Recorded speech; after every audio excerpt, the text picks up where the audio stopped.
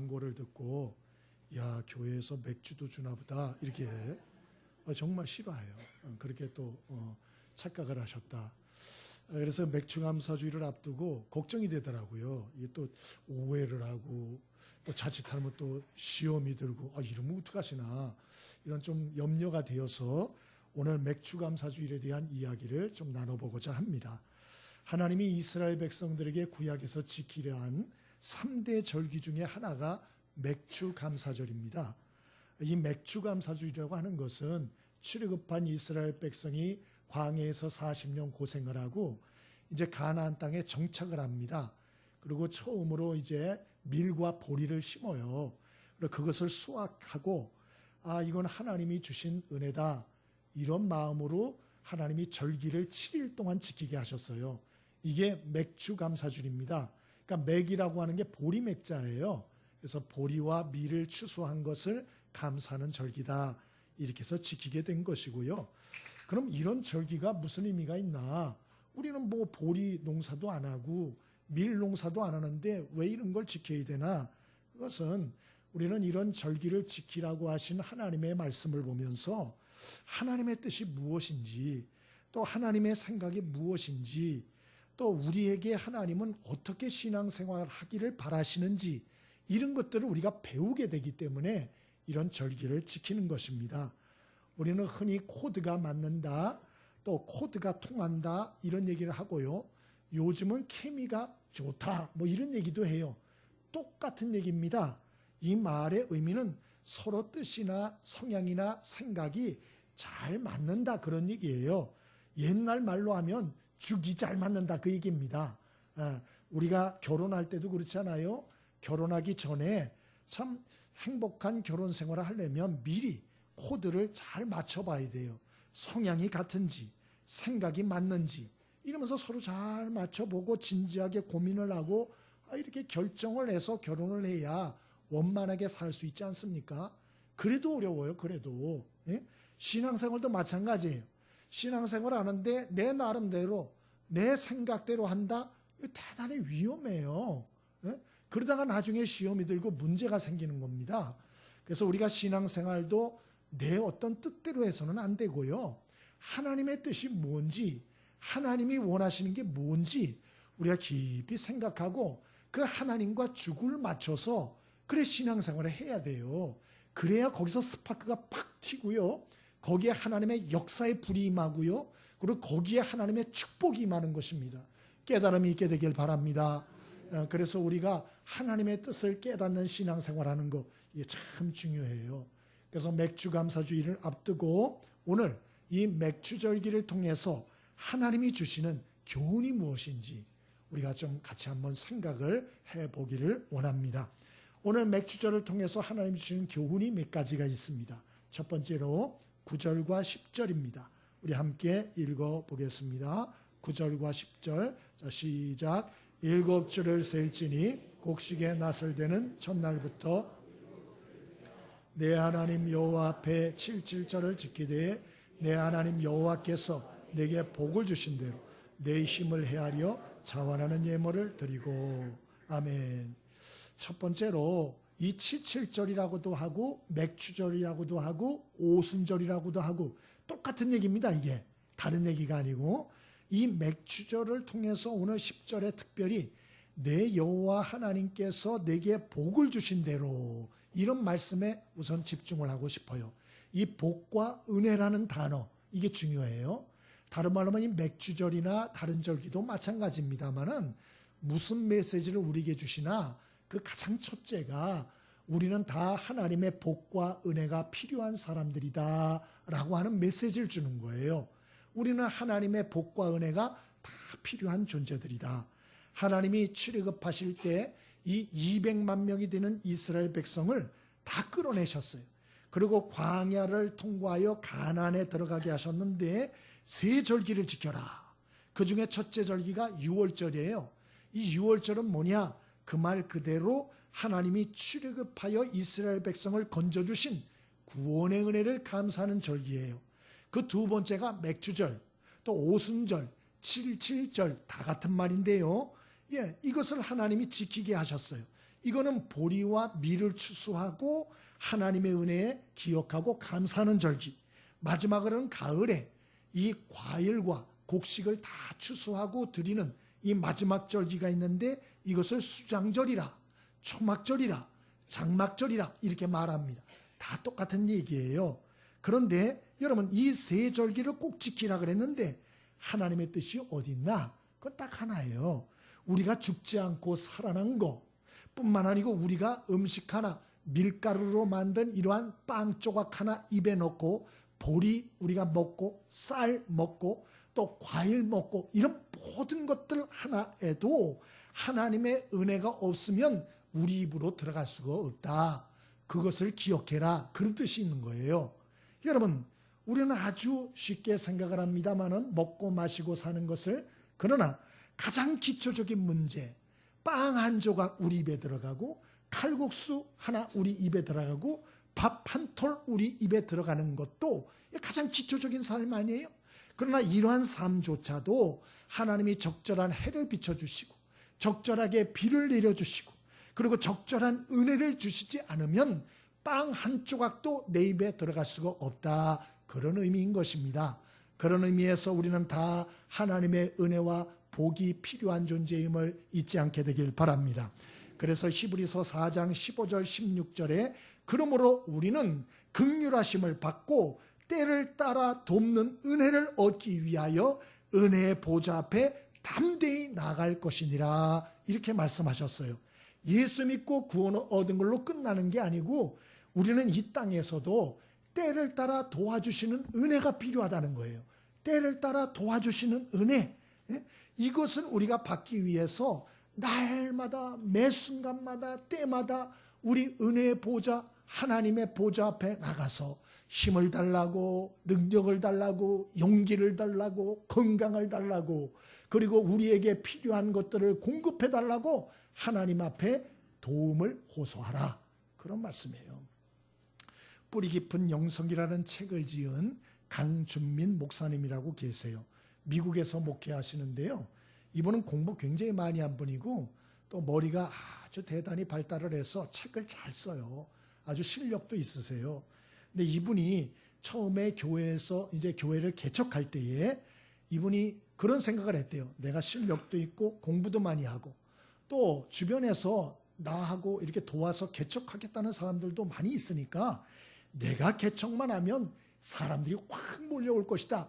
이렇게 생각하셨대요. 착각이죠. 근데 실제로 개척을 딱 하니까 그 반대가 되는 거예요. 일은 더 꼬여가요. 일들이 너무 힘들어지는 거예요. 이분이 너무 힘이 들어서 영적인 침체가 왔고 우울증이 왔고 이분이 간증한 얘기 죽고 싶더래요. 무슨 목사가 죽고 싶다는 소리를 해. 하여튼 어쨌건 간에 그분의 얘기예요. 그런데 어느 주일날 힘겹게 설교를 하고 이제 끝나고 저 뒤에 가서 나가는 교인들하고 인사하려고 서 있는데 그럼 보통 교인들이 지나가면서 아이고 은혜 많이 받았습니다. 감사합니다. 그러고 나가시잖아요. 빈말이라도 그렇게 하고 지나가시거든요. 근데 한 양반이 딱 나가면서 뭐라는 거 하니 그것도 설교라고 하십니까? 아이고 참 그러 나가라. 이분이 그냥 아주 결정타를 얻어맞은 거예요. 목회를 하면서 겨우 버티는 중이었는데 아주 카운터 펀치를 탁 맞은 거예요. 충격을 받았어요. 그리고 그냥 탈진하고 쓰러지셨어요 그날. 그래 병원에 입원한 거예요. 만사가 귀찮은 거예요. 사람도 싫고 목회도 싫고 사는 것도 싫고 하나님도 싫고 다 싫은 거예요. 병원에 입원해가지고 있는데 이제 면회 오는 사람도 없더래요. 교인들이 몇 명 안 되니까. 면회 오는 사람 몇 명 안 되고 힘들어가지고 이제 정리해야겠다. 그렇게 하고 이분이 이제 교회에 와가지고 이제 정리를 해야겠다 그러고 이것저것 생각을 하는데 그 교회에 앉아 있는데 저쪽에 한 방에서 청년들이 모여가지고 노래 연습을 하고 있더래요. 노래 연습을. 그 노래 연습은 복음성가를 연습하고 있는데 그 복음성가 내용은 이랬어요. 날마다 숨쉬는 순간마다 내 앞에 어려운 일 보내 주님 앞에 이 몸을 맡길 때 슬픔 없네 두려움 없네. 이런 복음성가가 쫙 들리더래요. 이 목사님은 청년들 복음성가 하는 노래를 들으면서 하나님의 치유하심을 경험했대.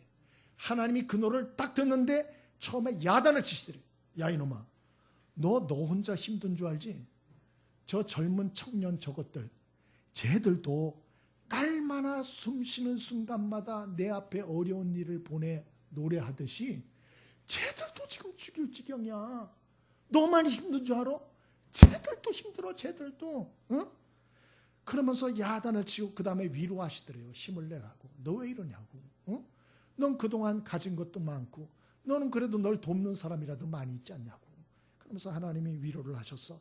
이분이 그 말씀에 책망을 받고 또 위로를 받고 한없이 눈물을 흘리고 다시 일어나서 은혜의 보좌 앞에 나가서 생명처럼 주님의 은혜를 간구하고 그리고 힘과 능력을 받아 회복되었다. 그런 간증을 들었어요. 지금은 목회 잘하십니다.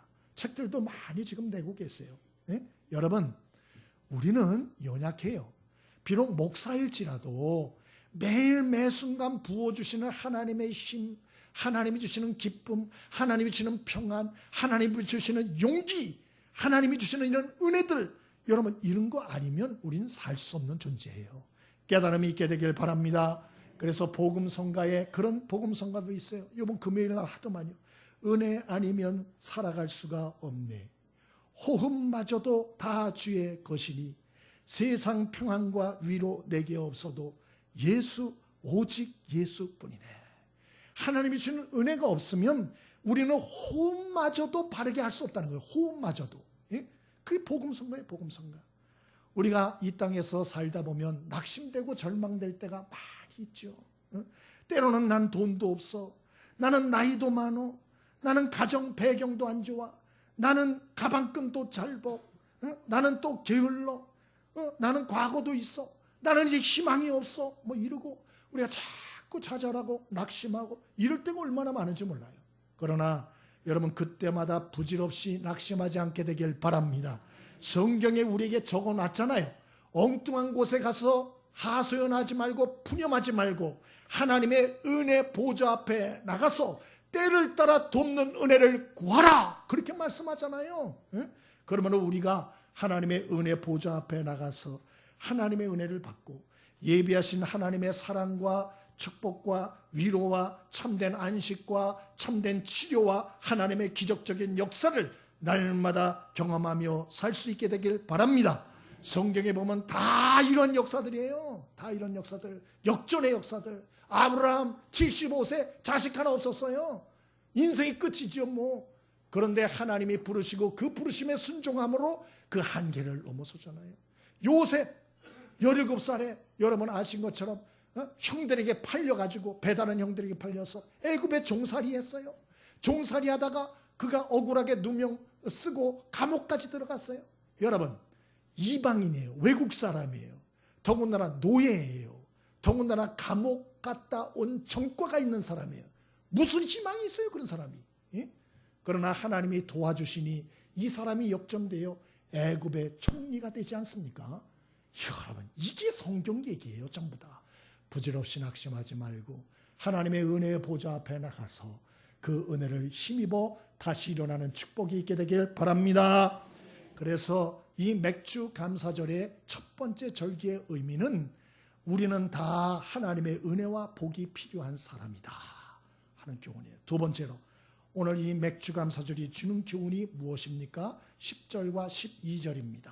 10절부터 읽습니다. 자, 시작. 내 하나님 여호와 앞에 77절을 지키되 내 하나님 여호와께서 내게 복을 주신 대로 내 힘을 헤아려 자원하는 예물을 드리고 12절 읽습니다. 자, 시작.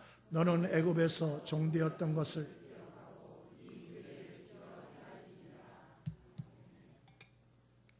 첫 번째로는 우리는 다 하나님의 은혜와 복이 필요한 사람들이라는 거예요. 다. 그래서 은혜의 보좌 앞에 나가야 돼요. 도움받고 살아야 돼요. 두 번째 주시는 교훈은 무엇이냐? 감사를 표현하며 살라는 거예요. 감사를 표현하며 살라. 세 절기 모두 핵심은 감사입니다. 맥주 감사주일의 핵심은 뭐냐? 밀보리가 아니에요. 맥주가 아니에요. 맥주 감사주일이에요. 그래서 그 앞이 중요한 게 아니고 감사예요. 하나님의 내심 속에 있는 뜻은 뭐냐? 당신의 백성들이 감사를 표현하며 살 줄 아는 사람들 되길 원하시는 거예요. 그래서 데살로니가전서 5장 16절로 18절에 항상 기뻐하라. 쉬지 말고 기도하라. 범사에 감사하라. 이는 그리스도 예수 안에서 너희를 향하신 하나님의 뜻이니라. 그렇게 말씀하신 거예요. 예? 성경은 항상 기뻐하래요. 쉬지 말고 기도하고 범사에 감사. 이게 하나님 뜻이라고. 또 오늘 본문에도 하나님이 복 주신 대로 하나님의 은혜를 헤아려 감사하라. 그렇게 말하잖아요. 감사의 말도 하고 감사의 여러 가지 물질도 드리고 또 감사의 행동도 하고 이렇게 자꾸 하라고. 그러면 왜 하나님은 자꾸 감사를 명령하나? 왜 그러나? 그것은 감사가 하나님을 기쁘시게 하고요. 감사가 우리를 복받게 하고요. 그리고 감사가 우리를 행복하게 하는 비결이기 때문에 그래요. 여러분 자녀들이 있는데 매일 원망불평이요. 잘해줘도 맨날 원망불평. 예? 그리고 맨날 서로 싸워. 그리고 그냥 맨날 웃지도 않고 인상 긋고 다녀요. 여러분의 자녀들이, 연애 자녀들이. 그러면 좋아요? 싫어요? 싫죠. 왜 싫어요? 사람이 진중해 보이고 좋지 않아요? 얼굴은 완전 찡그리고 다니고, 그리고 맨날 원망불평이나 하고, 짜증이나 부리고, 그럼 기분 좋죠? 어떤 부모가 기분이 좋겠어요? 만약에 어린 자녀들이 그런다면 부모들이 속상하죠. 그리고 참다 어떻게 하죠? 매타작을 하는 거지. 너 도대체 뭐가 불만이야? 뭐가? 매타작을 하는 거야. 어디 엄마 아빠에서, 어디 아빠 앞에서 맨날 그렇게 원망불평하고 인상을 찡그리고. 그래, 네 엄마 아빠가 죽었냐? 손이 바보냐? 다리가 바보냐? 왜 걱정을 하고 네가 그렇게 맨날 원망불평? 야단 맞아요. 여러분 똑같아요. 그러면 자녀들은 행복할까요? 원망불평하면? 불행하죠. 엄마한테 두둥겨 맞죠.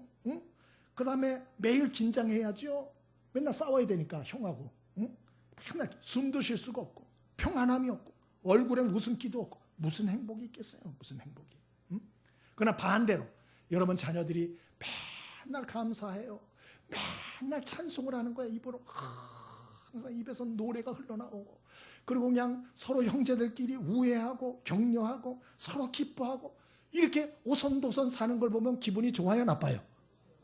매를 때리고 싶어요? 돈을 주고 싶어요? 돈을 주고 싶지요. 돈을. 똑같은 거라니까요. 똑같은 거. 이 원리를 왜 모르는지 모르겠어요. 예? 그래서 야, 돈 줄 테니까 가서 맛있는 거 사 먹어 둘이.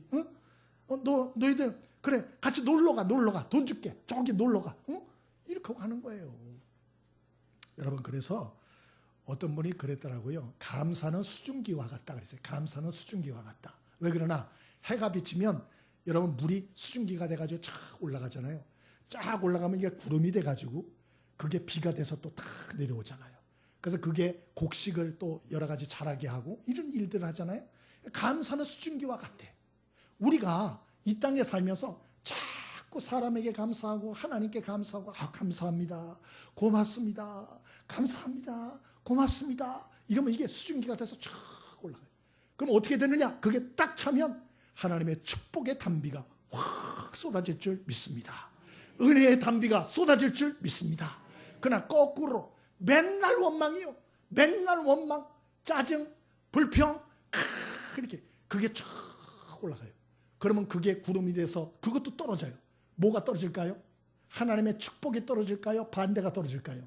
반대가 떨어지면 하나님의 저주가 떨어져요. 또 여러 가지 안 좋은 일들, 부정적인 일들이 자꾸 반복이 되는 거예요. 반복이 되는 거예요. 그래서 시편 50편 23절에 감사로 제사를 드리는 자가 나를 영화롭게 하나니 그 행위를 옳게 하는 자에게 내가 하나님의 구원을 보이리라 그랬어요. 하나님의 구원은 뭐예요? 하나님의 기적을 보이리라. 하나님의 역사를 보이리라. 그래 하신 거예요. 여러분, 어느 사람이 원망불평하는데 거기다 기적과 역사를 베풀겠어요? 사람도 안 그래요. 하나님은 더 말할 거 없어요. 오늘 흥분하면 안 되는데 하나님 더 말할 거 없어요. 하나님. 그런 의미에서 우리 옆에 사람에게 한번 좀 감사를 표현해 보면 좋겠어요. 옆에 사람을 쫙 보면서 감사합니다 인사 좀 하시죠. 함께 해주셔서 감사합니다. 기도해 주셔서 감사합니다. 섬겨주셔서 감사합니다. 저 같은 사람 사랑해 주셔서 감사합니다. 자, 감사하니까 기분이 어때요? 좋아요. 얼마나 좋은지 몰라요. 정말 마음을 담아서 해야 돼요. 마음을 담아서. 내가 잘난 줄 아시면 안 돼요. 나 같은 사람이 이렇게 사랑해주고 기도해주고 섬겨주고. 여러분 예배 드리려고 여기 청소 여러분이 했어요? 누군가 딴 사람이 했잖아요. 또 안내, 차량 운행, 오늘 이거 에어컨 켜고 다 하는 것들 이거 여러분이 하는 거 아니잖아요. 누군가 수고하고 있잖아요. 그럼 그런 걸 고마워할 줄 알아야죠. 고맙다. 근데 와가지고 저 목사는 오늘 넥타이가 너무 촌스러워. 양복도 안 맞는 것 같아. 여러분 이렇게 원망불평 그 사람한테 무슨 하나님의 은혜가 임하겠어요. 생각을 해보세요. 여러분 우리 감사하며 살 수 있길 바랍니다. 그런데 왜 이게 감사가 쉽지 않아요. 왜 쉽지가 않느냐? 훈련이 안 돼서. 여러분이 감사하는 것도 감사하는 삶도 운동하고 똑같아요. 여러분 운동도 자꾸 해야 늘잖아요. 감사하는 삶도 훈련하고 연습해야 돼요. 그래서 연습하지 않으면 안 돼요. 그래서 자꾸 연습을 하면 여러분 가정이나 여러분 마음에 사로잡고 있던 부정적인 이러한 모든 악한 영들이 떠나갑니다. 원망불평하는 사람은 여러분 사탄이 그 사람 가운데 역사한다는 걸 아셔야 돼요. 꼭 명심하세요. 난 감사할래도 이상하게 감사가 안 된다? 심각합니다. 그 사람은 더 열심히 훈련하셔야 돼요. 오프라 윈프리라고 하는 불행한 여인을 아시죠? 엄마가 미혼모였어요. 그래가지고 아이를 출산했는데 오프라 윈프리가 태어난 거예요. 그리고 엄마는 도망가 버렸어요. 그리고 외할머니 집에 던져놓고 가버렸어요. 그 외할머니가 키웠는데요. 외할머니 집에서 자라면서 외삼촌이 성폭행을 해가지고 14살에 아이를 또 출산합니다. 애가 애를 출산해요. 여러분 걔가 무슨 지정신으로 살 수 있겠어요? 그래서 마약에 빠집니다. 술에 빠집니다. 그리고 몸이 비만이 되기 시작합니다. 자포자기합니다. 자살 시도도 여러 번 했다 그래요. 근데 죽질 못했어요. 그러다가 예수를 믿게 됩니다. 이분이. 그래가지고 설교 말씀을 듣다가 범사에 감사하라고 이 말씀을 들어요. 여러분 만약에 이분이 범사에 감사하지 않으면 모든 생각이 다 죽고 싶은 생각이에요. 죽고 싶은 이유가 한두 가지입니까? 너무 많아서 문제죠. 그래서 그걸 생각하면 자기가 살 수 없겠더래요. 그래서 이분이 감사하기로 결심을 한 거예요. 그래가지고 아시는 대로 노트를 하나 마련해가지고 아예 이를 악물고 감사 노트를 쓰는 거예요. 하루에 5가지씩 썼다 그래요. 하루에 5가지씩. 일기를 쓰는 거예요. 그래서 어느 날은 일어났어요. 파란 하늘과 맑은 날이에요. 오늘 아침에 맑은 날을 주셔서 감사하다. 점심에 스파게티를 먹었어요. 맛있었어요. 오늘 점심 스파게티 먹었는데 너무 맛있어서 감사하다. 요리사에게 감사하고 하나님께 감사하다. 또 오늘 책을 읽었는데 너무 좋았다. 이런 좋은 글을 써준 작가에게 감사하고 이런 작가를 주신 하나님께 감사하다. 이러면서 이분이 아주 길을 쓴 거예요. 5가지씩. 계속 훈련한 거예요. 여러분 이거 쉬운 일이 아니에요. 모든 걸 감사로 엮어나가기 시작한 거예요. 어떻게 됐나? 아시잖아요. 이분의 삶이 역전됐어요. 미국에서 가장 영향력이 있는 여인, 미국에서 가장 존경받는 여인, 미국에서 가장 갑부인 여인 손가락 안에 드는 여인이 됐어요. 할렐루야. 저는 하나님이 표본 케이스로 이렇게 만들었다고 생각해요. 표본 케이스로. 봐라. 이렇게 될 수 있다. 그러므로 여러분 감사를 매일 훈련하십시오. 연습하십시오. 다음 주일날 감사일기를 나눠드릴게요. 그래서 2달 동안 연습을 할 겁니다. 하루에 3개씩 감사일기를 써가지고 오시면 우리 마지막 8월 마지막 주에 선물을 드릴 겁니다. 훈련해야 돼요. 훈련. 어떤 분 얘기를 들었더니 영화관 가서 감사를 했대요. 그래서 뭐가 감사하냐 이렇게 봤더니 영화관 가가지고 팝콘을 먹었는데 너무 맛있어서 팝콘 때문에 감사를 했대요. 또 어떤 분은 그 옆에 같이 갔던 분은 자기도 감사했대요. 뭐가 감사했냐 그랬더니 자기 영화를 보는데 영화가 재밌어서가 아니고 영화 보는 앞에 머리 큰 사람이 없어서 너무 감사했다고. 이전에는 머리 크고 키 큰 사람이 앞을 떡 막고 있어가지고 너무 짜증이 났는데 그날은 갔는데 머리 큰 사람이 하나도 없더래요. 그래가지고 너무 감사하다. 감사. 억지로라도. 그래 감사. 자꾸 감사해야 돼요. 감사. 여러분 한 주 지내면서 여러분 묻어두었던 감사를 꺼낼 수 있길 바랍니다. 그래가지고 좀 먼지도 털어버리시고 이렇게 깨끗이 다듬어가지고 그래서 참 다시 감사의 역사들을 시작하는 축복이 있게 되길 바랍니다. 왜 감사가 안 되나? 훈련 안 해서 그래요. 정말. 2번째 또 왜 안 되나? 기준을 너무 높이 잡아서 그래요. 기준을. 오늘 12절에 뭐라 그랬죠? 하나님이 이스라엘 백성이 감사절기를 지키되 너는 애굽에서 종되었던 때를 기억하고 이 규례를 지켜라. 이렇게 돼 있어요. 그러니까 우리는 왜 감사가 안 되는 거 아니? 내가 제일 예뻤던 때를 기준으로 삼는 거야. 그러면 감사할 날이 올까요? 안 올까요? 그런 날은 안 와요. 우리는 점점 이렇게 처지지 옛날처럼 그렇게 좋아지지 않아요. 또 옛날 정말 잘 살았던 때를 딱 보는 거야. 그러면 여러분 그 옛날처럼 잘 살았던 때가 오기를 바랍니다. 저는 진짜 오기를 바라는데 그러나 쉽지 않아요. 가장 최전성기를 기준으로 삼으면 어떻게 하겠다는 거예요. 어떻게 하겠다는 거예요. 그러지 말라는 거예요. 오늘 애굽의 종되었던 때를 기준으로 삼아라. 네 인생이 가장 밑바닥이었을 때, 죽기 일보 직전이었을 때 그때를 기준으로 삼고 살아라. 그러면 감사할 게 지천으로 많아지게 된다. 깨달음이 있게 되길 바랍니다. 오늘 그 말씀을 우리에게 주고 있는 것입니다. 그 지선아 사랑의 그 책이 있죠. 이지선 씨 아실 거예요. 이분이 한동대 교수가 돼서 지금 생활을 하고 있습니다. 근데 이분은 교통사고를 당했죠. 그래서 이 전신 55도 화상을 입고 그리고 14번 대수술을 했습니다. 그리고 얼굴이 흉측해요. 이렇게 보면 이게 불에 타가지고요. 아주 흉측합니다. 그리고 손가락에 엄지밖에 없어요. 나머지 4손가락은 정상이 아닙니다. 예? 근데 엄마가 그랬대요. 얘야, 우리가 행복하게 살다 가야 되지 않겠냐? 우리 감사하자. 감사. 성경에도 감사라를 쓰니까 우리 감사하자. 감사. 근데 처음에 막 화가 나더래요. 자기가 이런데 무슨 감사를 하냐고. 근데 생각을 가만히 하다가 마음을 바꿔먹기로 했대요. 어떻게 바꿔먹기로 했나? 그래, 이제 나는 덤으로 사는 것이다. 나는 교통사고가 딱 나서 불에 탔을 때 나는 이미 거기서 죽은 거야. 그리고 이제부터는 나는 덤으로 사는 거야. 덤으로. 응? 이렇게 작심을 하니까 감사할 게 보이더래요. 여러분 꼭 명심하셔야 돼요. 기준을 높이 잡으면 여러분은 절대로 감사할 것이 안 보입니다. 기준을 바닥으로 잡으셔야 돼요. 깨달음이 있게 되길 바랍니다. 그래야 여러분이 정말 감사하는 인생을 살 수 있고 하나님의 축복과 은혜 속에 살 수 있어요. 감사하십시오. 감사. 그래서 이분이 무엇을 감사할까 생각을 했는데 엄지손가락 온전히 남겨주신 것 감사, 작은 눈썹이라도 남겨주신 것 감사, 피부 조직을 그래도 주심을 감사. 이 피부 조직이 탄 데를 보니까 피부 조직이 없는 데가 너무 쓰라리고 아프대요. 견딜 수가 없대요. 견딜 수가. 또 손톱을 주심을 감사, 숨을 쉴 수, 왜? 코가 납작이거든. 근데 이것도 이제 물론 수술해서 만들어 놨는데 숨을 쉴 수 있음을 감사했고 또 목소리가 나오는 걸 감사했고 이분이 그런 감사를 계속했대요. 여러분, 저와 여러분이 하나하나 당연한 듯 생각하지 말고 좀 마음을 낮춰서 그리고 마음을 담아 시간과 물질을 또 베푸신 하나님의 은혜를 감사할 수 있게 되길 바랍니다. 그럼 하나님이 축복과 은혜 더 큰 걸 채워주시는 거예요. 어떤 분이 그래요. 자기 아내는 곰 같대요. 곰 같은 여자래요. 실제로 키도 자기보다 크고 덩치도 크대요. 그리고 더 문제는 반응이 없대요. 곰이야. 그래서 웃긴 얘기를 막 하면 자기는 웃는데 아내는 가만히 있대요. 반응. 이런 미련 곰.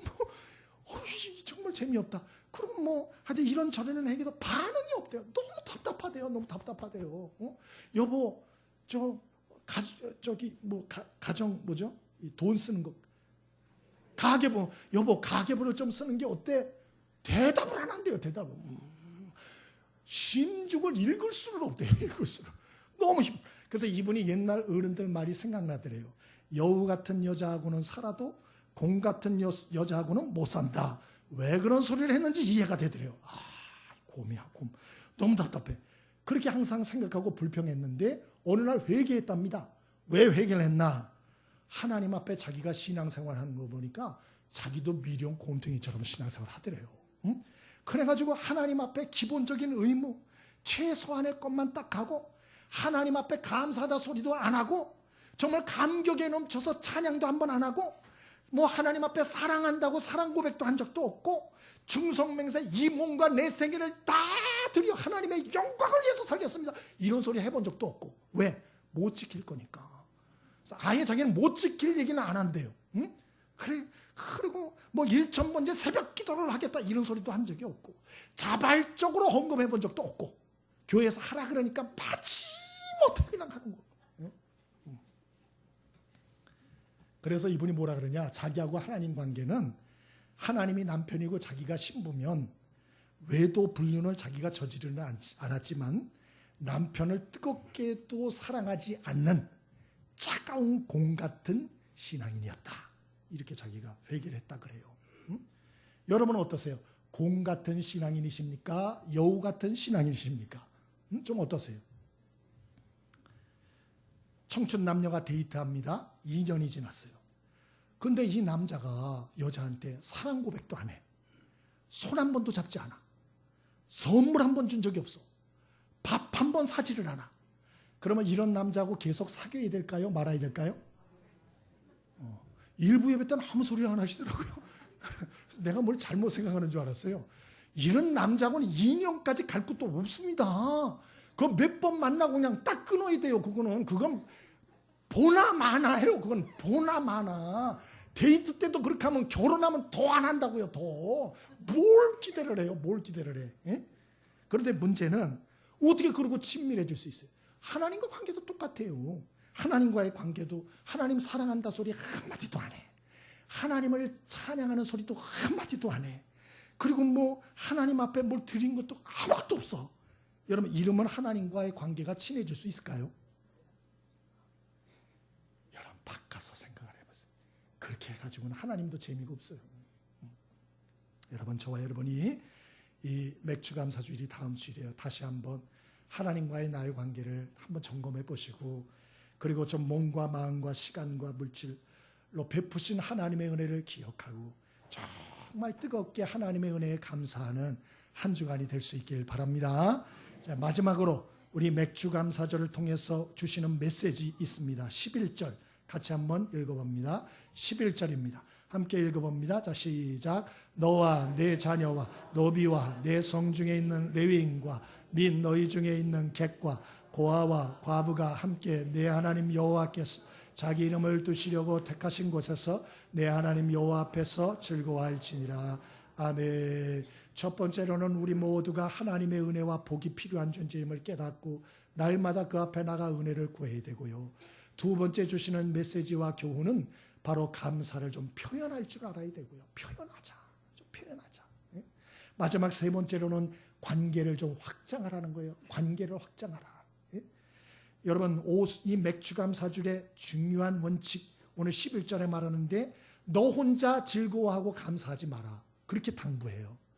이걸 또 오해하셔서 맥주감사주일 때 그냥 뭐 헌금 이렇게 하고 나 혼자 기뻐하고 감사하고, 그거 아니에요.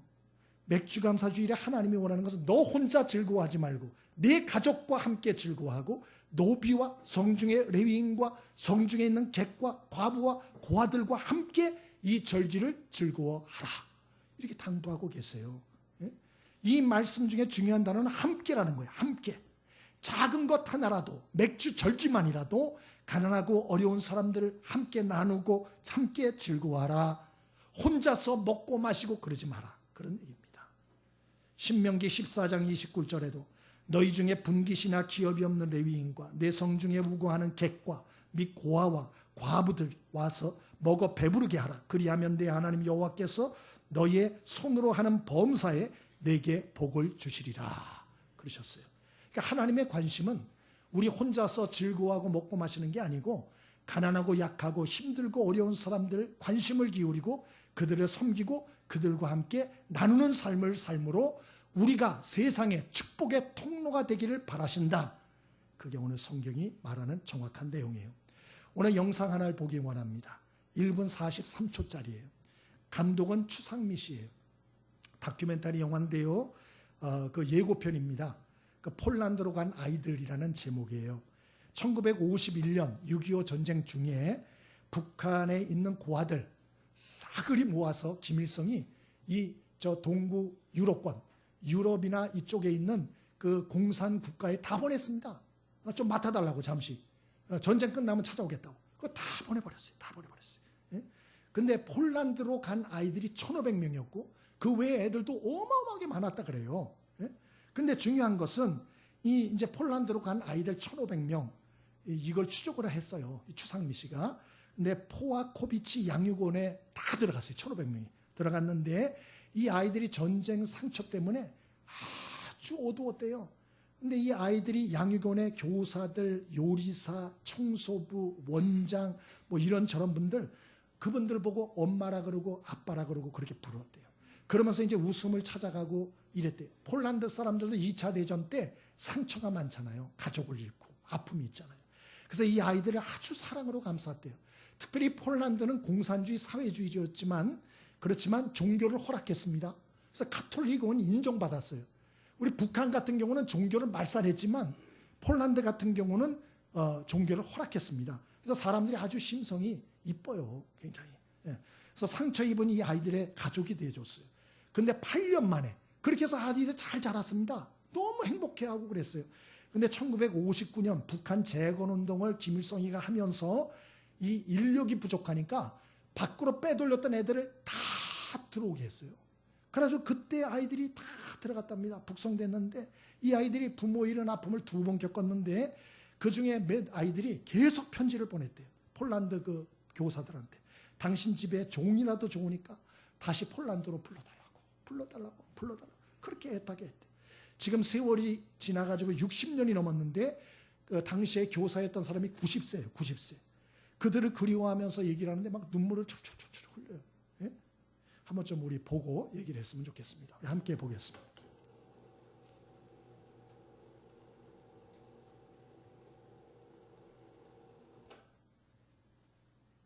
(1951년) 1,500명의 북한 고아들이 폴란드로 보내졌다.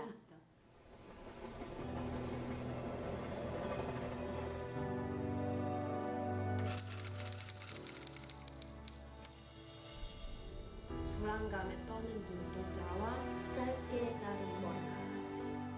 Szokowane, jakby łóżka ścielone przygotowane, wiesz, bo one boją się bardzo, czy schować się, tak?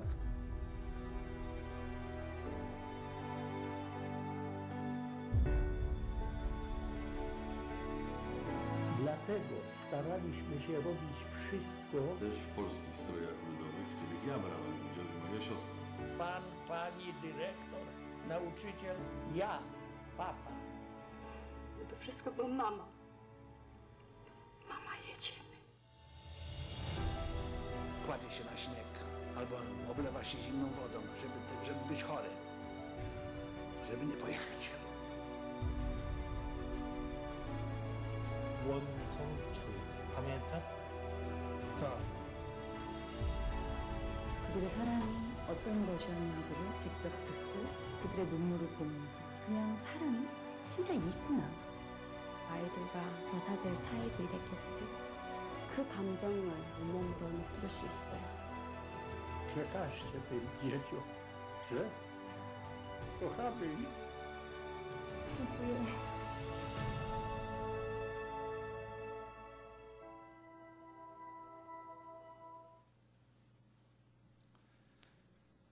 그 예고편만 그냥 보여드렸어요. 추상미 씨는 배우였는데 이 영화를 이제 찍으면서 하는 얘기가 본인이 부끄러웠다 그래요. 본인도 그 산후 우울증 때문에 굉장히 힘들었는데 이런 탈북 문제들 또 이런 문제들을 보고 또 폴란드 사람들을 보면서 부끄러웠고 그리고 자기가 많이 치유되었다 그런 얘기를 하면서 이분이 하는 얘기가 그거예요. 상처 없는 사람, 시련 없는 사람은 없다는 거예요. 이 세상에 다 상처받고 살아가요. 근데 폴란드 사람들은 이 2차 대전으로 인해서 가족들이 다 죽어나가고 여러분 아시다시피 그 아우슈비츠 뭐 이런 것 다 그 악랄한 그게 폴란드예요. 전부 다. 예?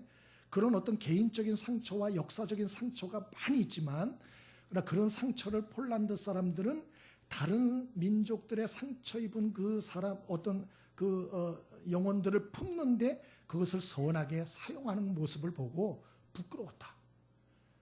우리도 상처라면 둘째가라면 서러운 민족 아니에요? 근데 우리는 이 상처를 어떻게 사용할 것인가?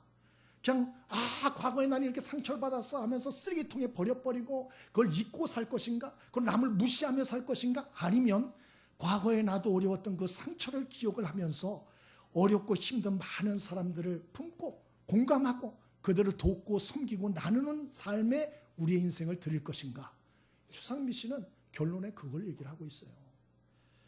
여러분, 하나님이 이스라엘 백성들에게 3대 절기를 지키라고 하면서 꼭 혼자 즐거워하지 말고 네 성 중에 가난하고 약하고 힘든 사람들, 고아와 과부들과 객들과 힘든 사람들 기억하고 함께하여 관심을 가지고 나누라고, 함께 즐거워하라고 당부하고 계세요. 우리가 멀리 가지는 못하지만 우리 지금 옆에 있는 사람들을 좀 한번 돌아보면 좋겠습니다. 1년에 우리나라 자살자가 1000명, 2000명이 아니에요. 어제도 보니까 배우 하나가 자살을 한 것 같아요. 근데 우리나라에 자기 스스로 목숨을 끊는 사람이 1만 5천 명입니다. 매년 15,000명이 자기 목숨을 끊어요. 예? 그러므로 우리가 내게 가까운 곳부터 관심을 가지고 돌아보고 그들을 돕고 섬기고 우리가 좀 이런 삶을 더 연습을 하는 우리가 한 주가 됐으면 좋겠다, 이런 마음이 듭니다. 여러분, 저와 여러분이 우리를 부르신 하나님께서 원하시는 이 뜻대로 우리의 삶을 좀 재조율하여서 우리의 인생을 통하여 많은 사람들을 살리고자 하시는 하나님의 큰 뜻을 이루는 축복의 통로들이 꼭 될 수 있길 바랍니다. 우리 복음성가 하나